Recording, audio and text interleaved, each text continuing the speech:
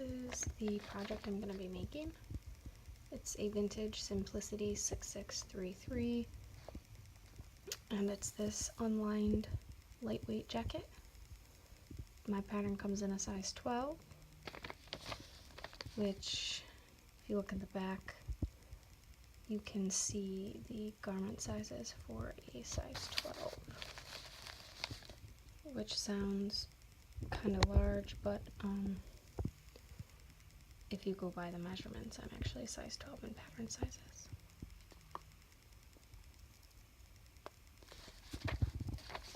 I'm going to be making the short coat. Here is my fabric all laid out, and I washed it last night. It was the end of the fabric bolt, so I got the rest on discount, so if I have extra I'll just use it for something else. So I'm going to lay all my pieces out and then cut them out.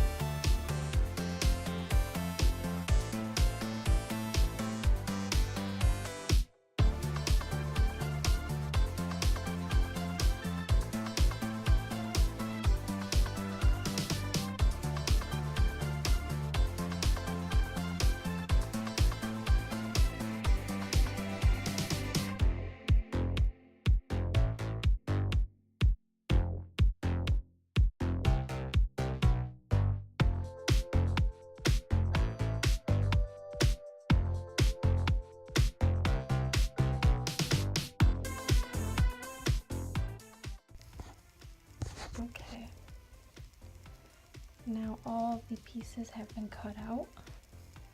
Here they are. The next step is that I need to, on each of them, I need to mark all of the notations on each pattern piece. So the next thing I am going to do is mark the patterns. So all the pattern pieces have certain areas that you need to mark, like hem lines, and there's areas that have like dots like up there, and you have to mark them.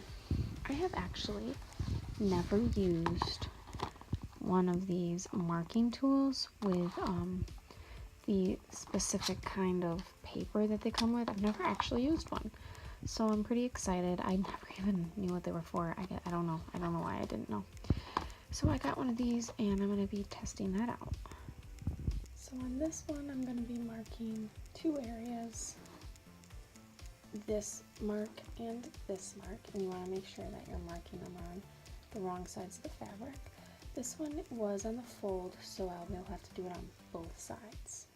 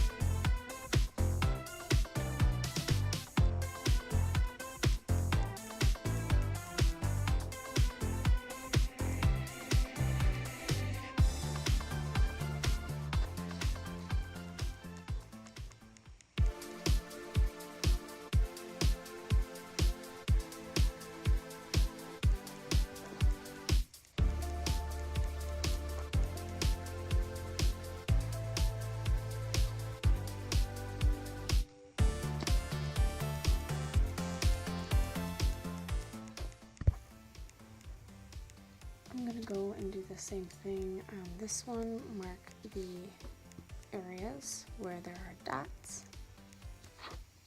And then on the other ones that have lines that need to be marked, I'm going to go ahead and use this serrated edge to do that.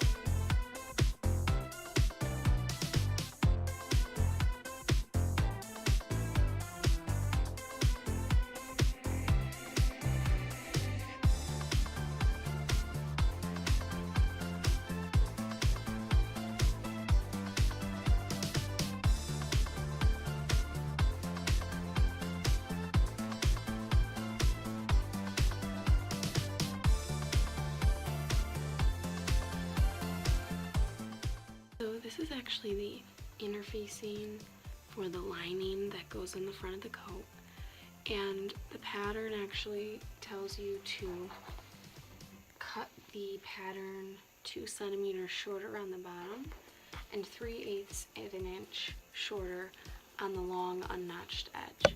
So I cut it short already, but I'm going to go ahead and trim this 3/8 inch shorter.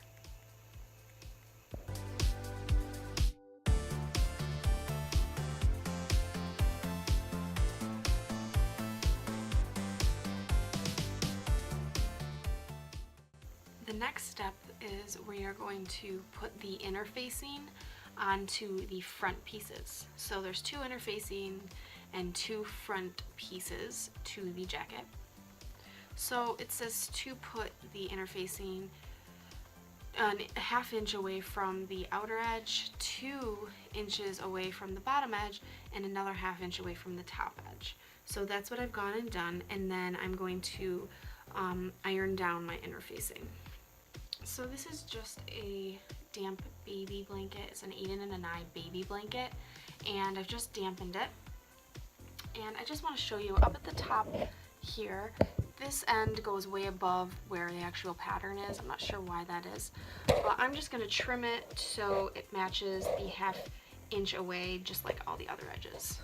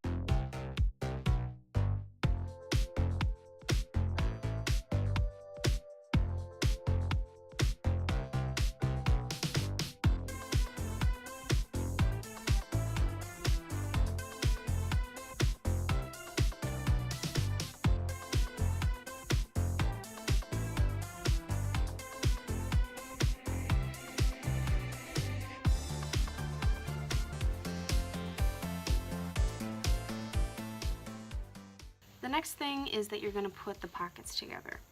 So what the instructions tell you to do are to fold the upper edge over so that the right sides are facing each other, and you are going to sew along the fold line forming a facing. So you're going to fold, and then you're going to sew here, here, and here.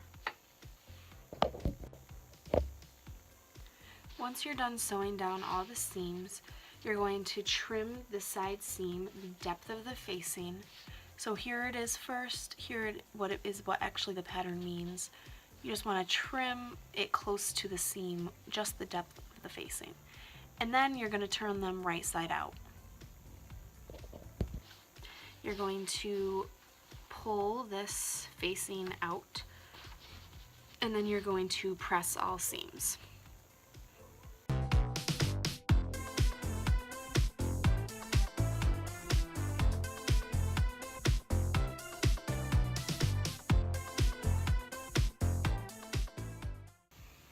After you have pressed all seams, you're going to go ahead and place the pockets to the right sides of the front pattern piece, matching up the large dots. And the pattern tells you to slip stitch along all seams, but I'm actually going to go and use the machine and just top stitch very close to the edge. The next step is on the back piece. You're going to sew down your darts. So you're going to pin and then you're going to sew them down.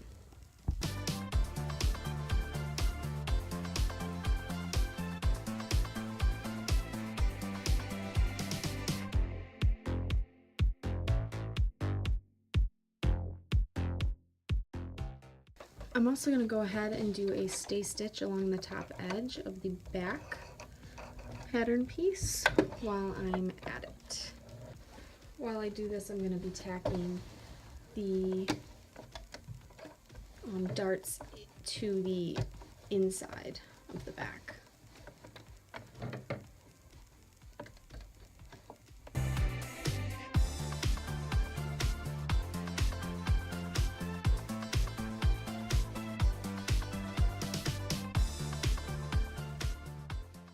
I'm also going to go ahead and do a stay stitch along the arm seams on the back and front pieces.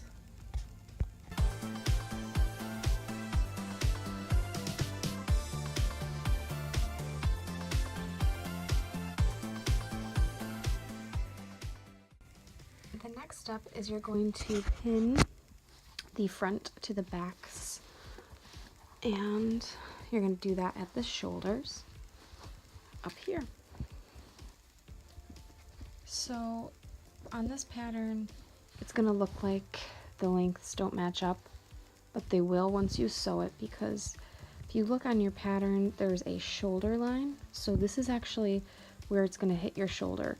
Part of the back part is going to actually be visible in the front. So it will line up in the end.